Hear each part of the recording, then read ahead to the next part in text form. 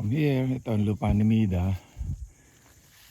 Hanggang doon sa yung may kawayan na yon na bakod.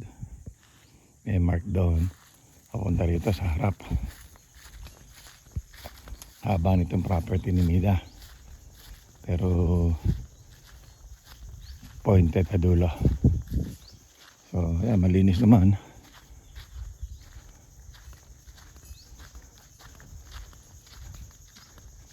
Ayan ang property ni Mida. Papalinis ko rin yan at papalis ko yung bakod pagka natapos na yung bahay. Hanggang dito, lupa mo Mida. Yan ang mohon. Yan ang mohon.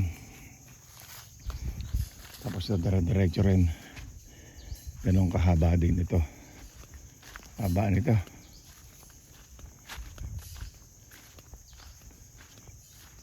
Yan. Haba yan. Hanggang doon.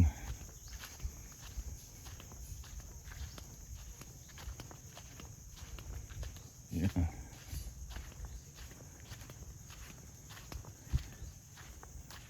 Yan ang kahabaan ng Mida.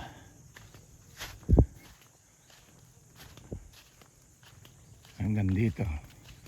Yan. Yan ang mohon-mohon dyan. Sayang may kulay na peg na yan.